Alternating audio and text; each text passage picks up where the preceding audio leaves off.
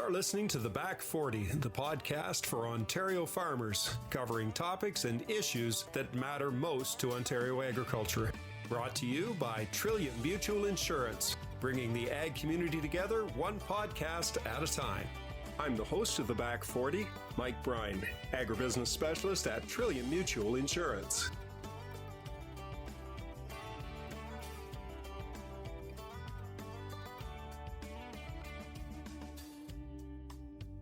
Over the years, we've had a lot of conversation about how farms maintain the soils and maintain the quality of the soils on their property. Recently, we've heard a little bit more about the idea of a circular food economy.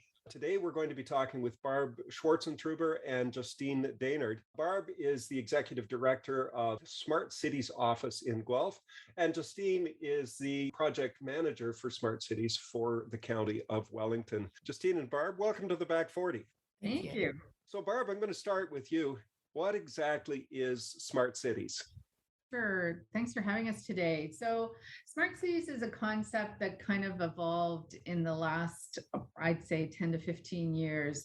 And it's really evolved along with the evolution of our ability to use data and technology. So when you think about a smart city, it's really just about how do cities, local governments, use data and technology to support social and economic innovation to make life better for their citizens? So this can be a range of things like online service delivery, automation of infrastructure like streetlights to save energy, or platforms that help connect people to each other and, to their government.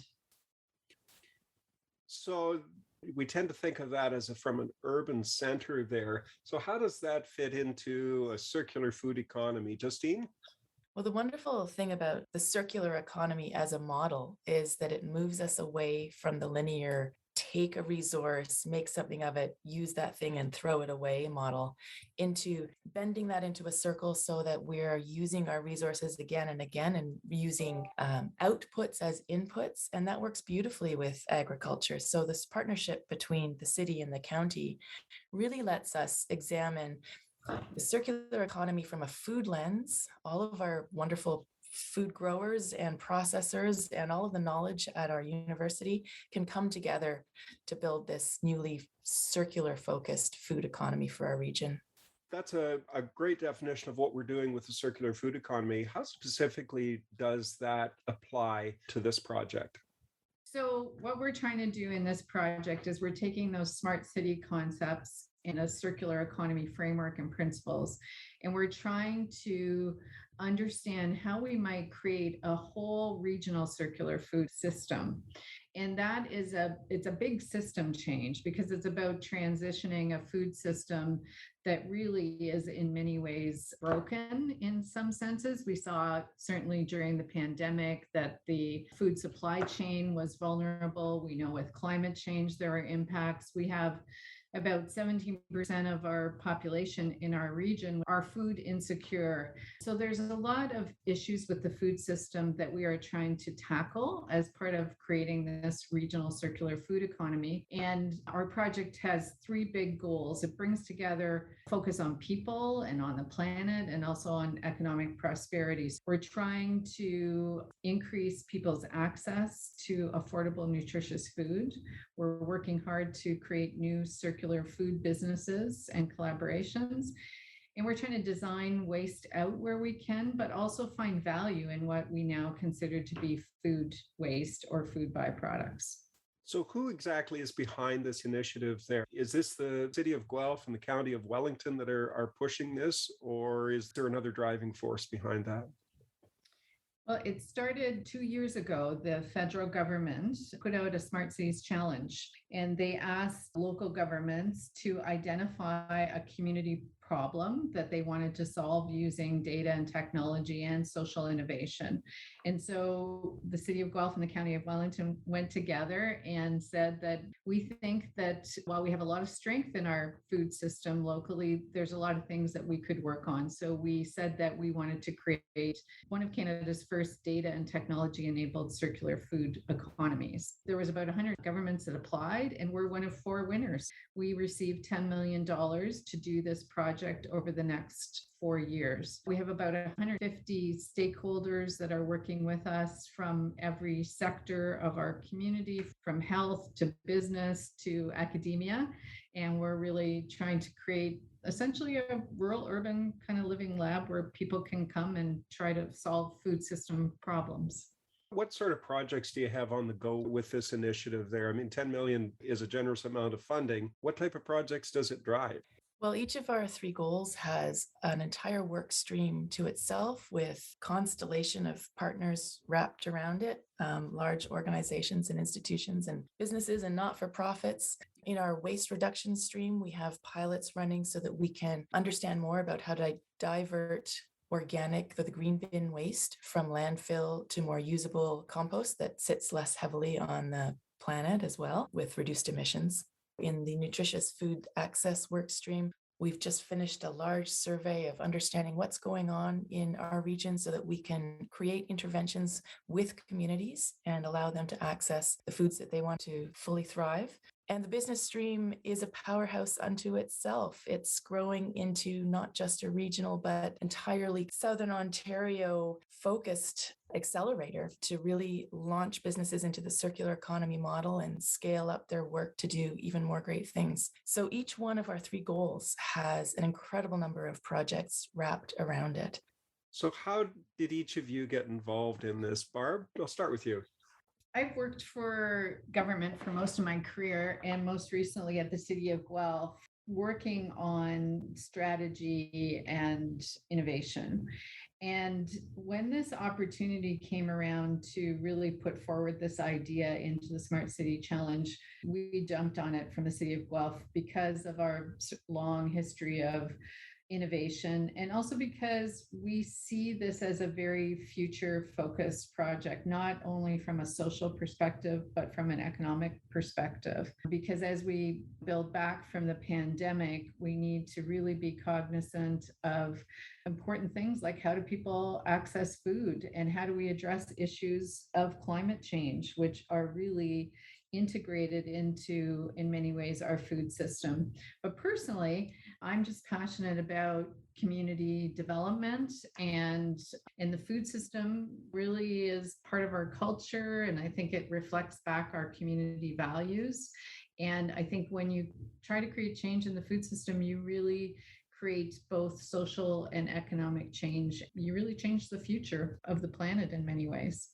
Justine, I'm going to ask you the same question there. How'd you get involved and why is it important to you? I joined a little later than Barb was one of the visionaries who created the whole project. I joined once the project had just gotten launched and we were realizing that the world was going to work in a different way. But the reason that I sought this job is it fits so beautifully with my own values. The triple bottom line, the idea that the people and the prosperity and the planet should be equally weighted in success, is a wonderful concept. And I think that's the way to move forward. And I'm excited to have a job that lets me put my shoulder to that wheel. So I am an archaeologist and librarian by training, which is a little bit unexpected perhaps in this role. But what I am enchanted by is that my former life of looking at soils for traces of old civilizations now lets me bring that knowledge to looking at soils as the solution, the secrets of life and new carbon sequestration and climate help. And it's just an exciting learning journey every day. It's something that farmers have been aware of for a lot of years, is the idea that you can't grow crops by mining the soil. You've got to maintain it, and how we go about it. You hear some differences on that, but by and large, most farmers, I would think, would be fairly receptive to the idea of how do we reduce waste? How do we improve soils? How do we make this more sustainable than what we are now? How's the reception been in the community?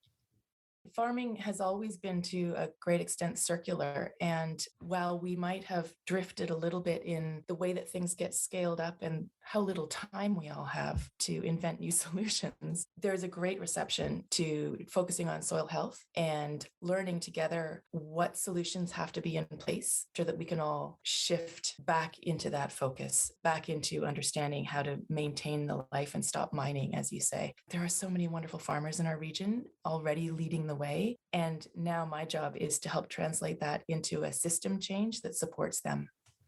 So you're talking about system change there. I would assume these are, relatively speaking, these are small projects. How do you scale that up? Or are we to that point yet? Are we still trying to prove the concept before we try to go to a more inclusive base on it? We counted them up the other day. We have about 50 projects underway.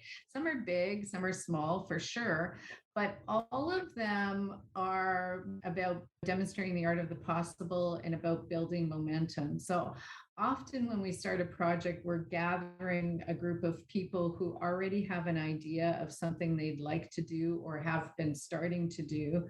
And what we do is amplify it, bring the support to the table, and then understand what does work and what doesn't work.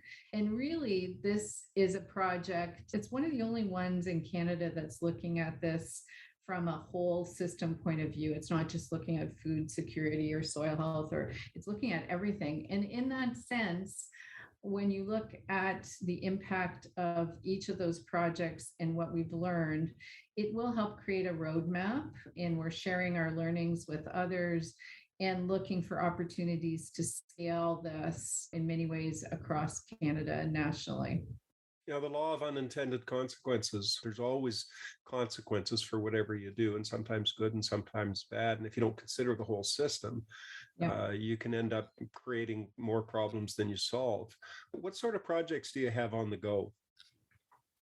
We have a range of urban agriculture projects that are really interesting. They range from community gardens to vertical growing within urban areas.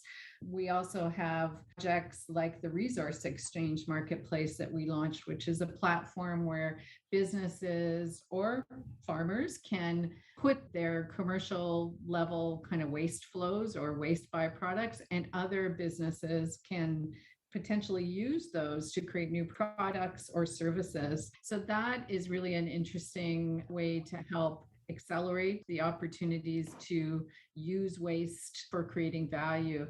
We've launched, as Justine was talking about, a circular economy accelerator program for businesses to scale.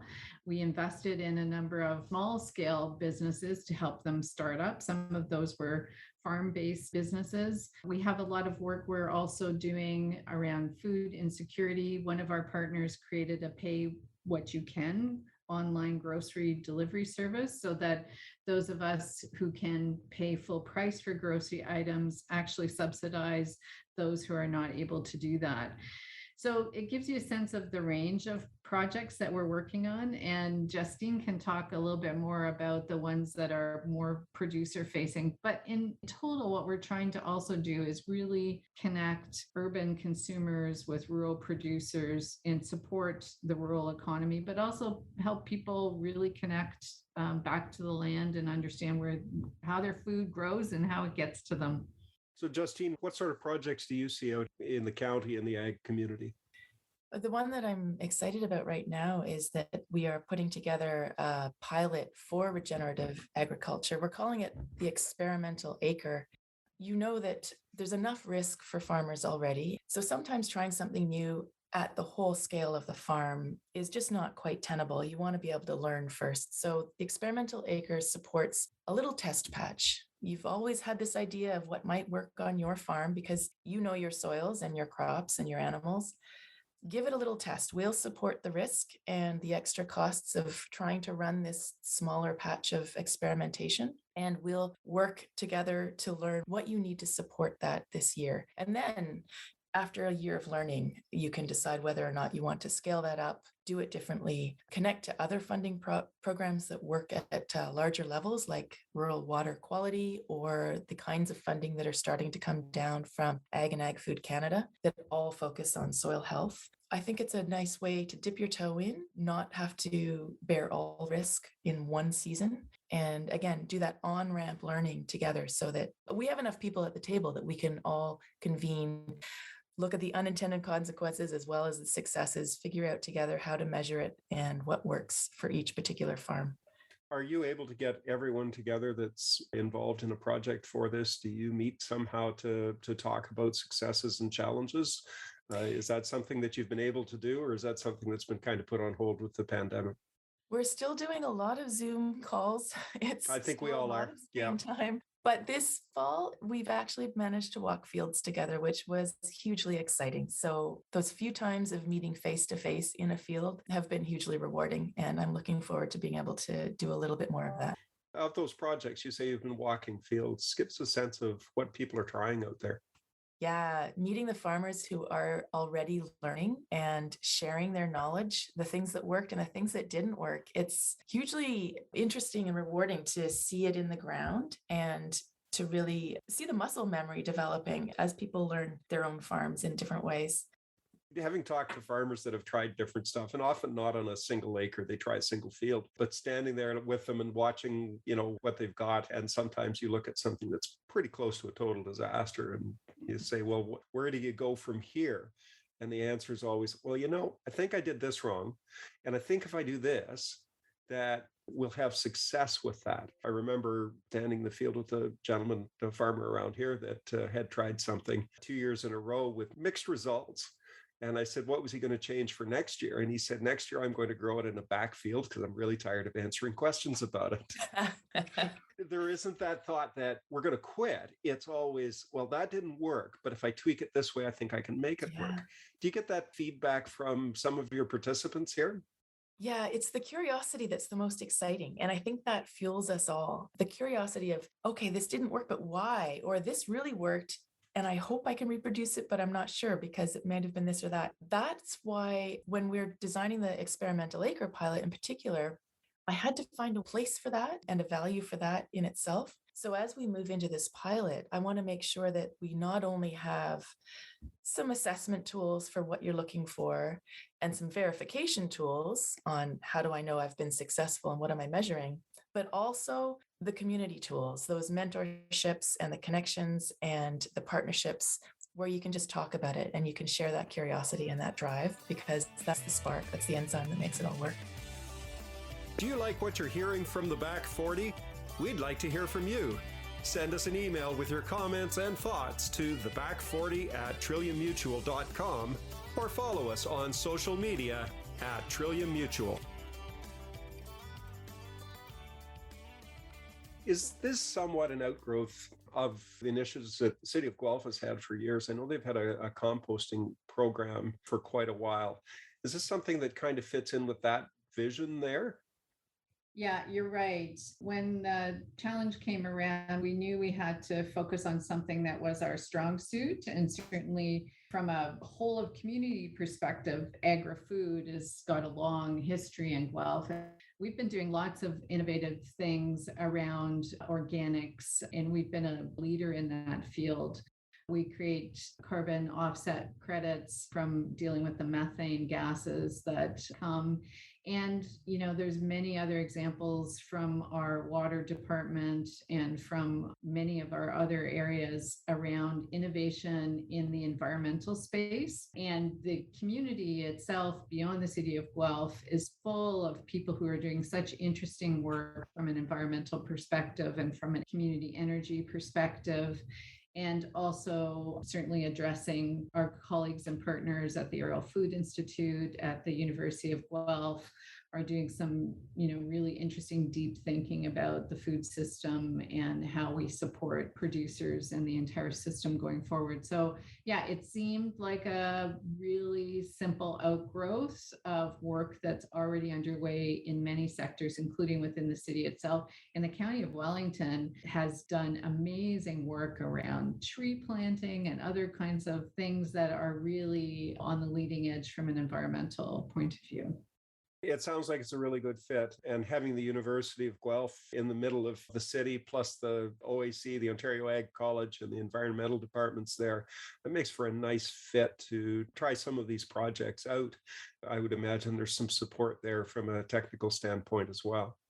Yeah, we have university researchers entirely embedded in all of our work streams and working with us on projects and co-leading big projects. So it truly is a whole of community initiative. And what was interesting is it wasn't a hard ask of people, and people just keep showing up and wanting to help. So many interesting people doing such interesting work.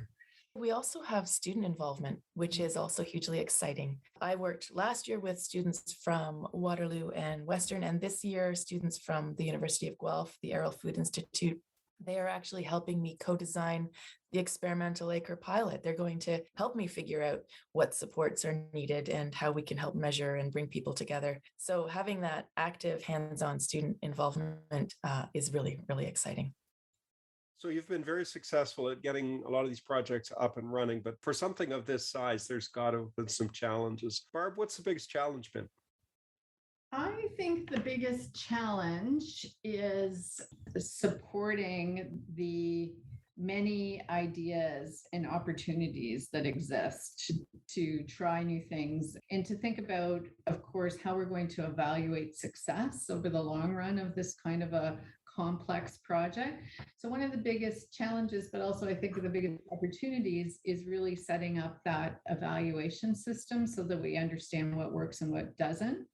The other area of challenge is residents and businesses, and so many people want to be involved. So it is a challenge to enable and support and find ways for them to champion work and lead projects. This year, we're going to be launching a reimagined food campaign, which really is about an engagement opportunity. We couldn't do so much engagement during the pandemic, but I'm really hoping that next year we can really be out and about, not just in farmers' fields, but in people's neighborhoods, to help them understand more about what they can do personally and how they can support this transition to a circular economy and a better future. The pandemic was a challenge because it meant we couldn't meet in person. It slowed down the ways we thought we would meet together and start to do our grassroots engagement, letting people know who we were and what we could do together. But now that we've found a new way of engaging in the new normal, I feel like we're able to do a hybrid. We can use electronic ways of engaging, but we can also sometimes meet in a field, and that's been hugely satisfying. I think that for a lot of us, the idea of the Zoom call and the electronic meeting, even as much as we're all maybe zoomed out, it's a real advantage sometimes to just talking to people, a quick half-hour meeting. We don't have to travel anywhere, but we certainly did miss that face-to-face interaction and the ability for these projects to get out into the field and have a look at them. Because I am partly responsible for watching what's happening with rural broadband, because in order to have a smart city, you have to have a smart farm, and that takes connectivity. Yep. I am very aware of the disparity of connectivity that is throughout rural Ontario. Mm-hmm. There are pockets that still don't even get good cell phone coverage, let alone the speed that comes with fiber optics. So feeling like I could contact people equally, that doesn't happen when you have poor broadband in certain pockets. There's not an equity there. So the other thing that we are keeping a close eye on is how those problems start to get solved with new funding, new rollout, new technologies. We're hoping to connect in better and better ways. Yeah, I'm very fortunate here. I've had fiber optic in the house since 2007, and that's not a common thing. There's a lot more people out there that have difficulty getting anything other than dial-up than there are that have the fiber optic in the countryside. So one of the things we've been keeping an eye on is whether there are temporary supports we have to offer. We've tested some boosters and receivers and tried to offer them out, tried to act as concierge to connect people with services. We also put out a connectivity guidebook just to help fundamental digital literacy and what does this mean if I get offered that connection? What can I do with my farm business? What does it mean for agriculture if I have a faster speed? So what does success look like for this project?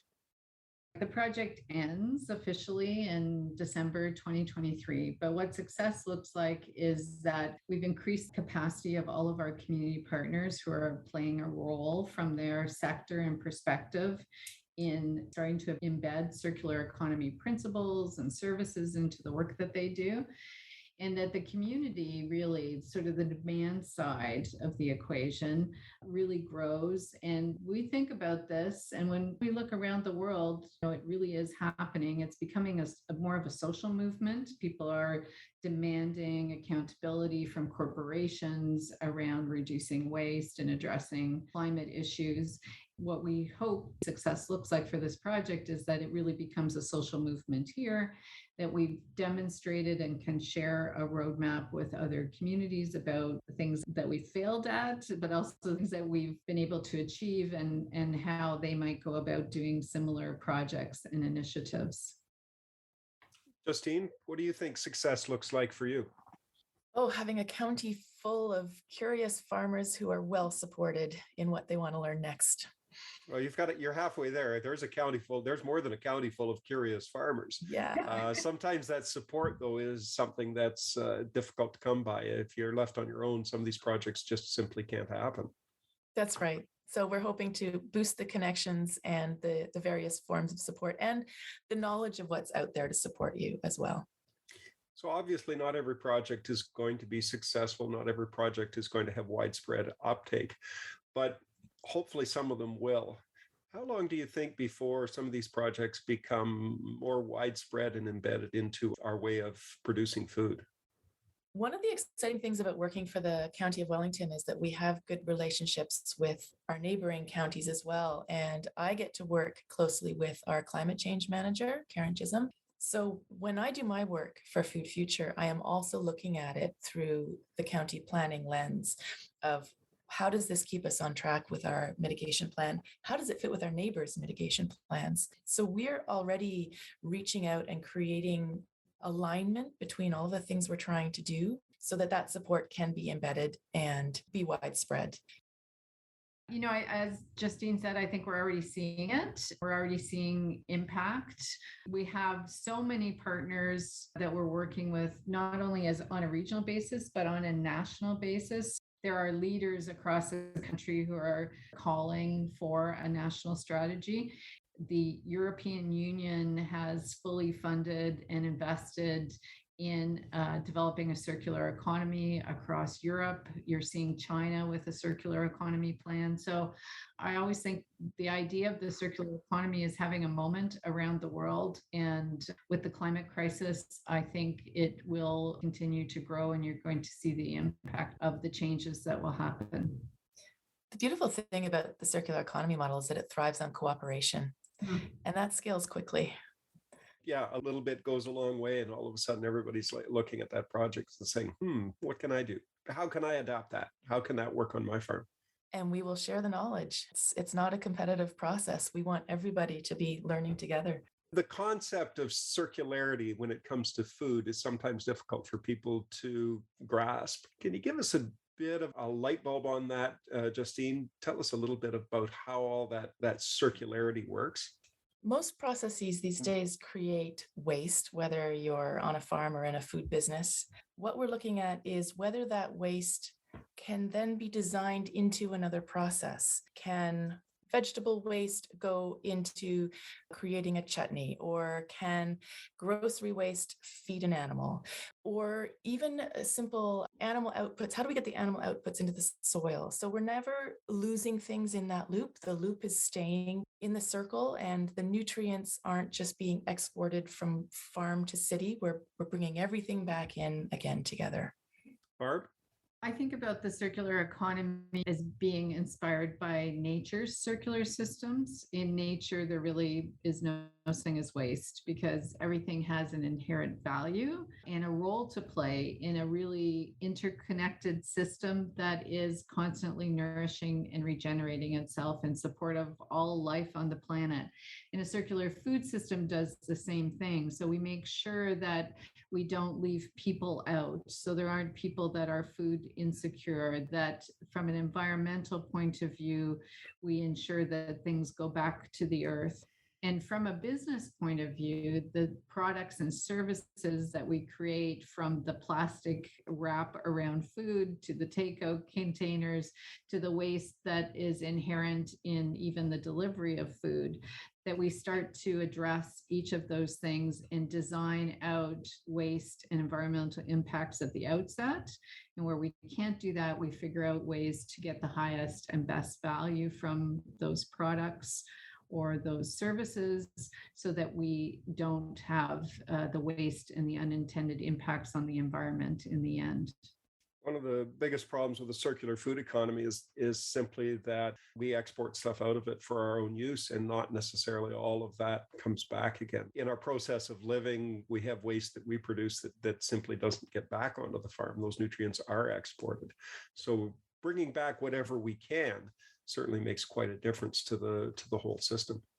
So if people want to get involved or find out more information about this, how do they go about finding out all about the circular food economy? They can go to our website, foodfuture.ca. There they will find a wealth of resources. We've set it up like a kitchen table where you can share your ideas, you can get involved, you can learn more, or they can contact either Justine or myself to learn more and get involved. It's an idea that's not going to go away. It's only going to become more and more involved in our society. I want to thank both of you for taking time to speak with us today on the Back 40. We've been speaking with Justine Dainard and Barb Swartzentruber about the circular food economy. Join us next time when our guest will be Kim Timmer from Clean Farms, and we'll be talking about recycling of plastics off of farms. That's next time on the Back 40. I know. Thanks again. Have a great day. Thank you.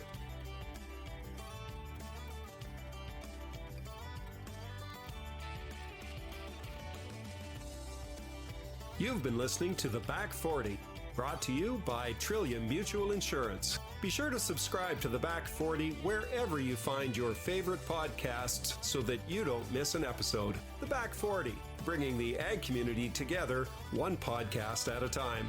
I'm Mike Brine. Until next time, take care and stay safe.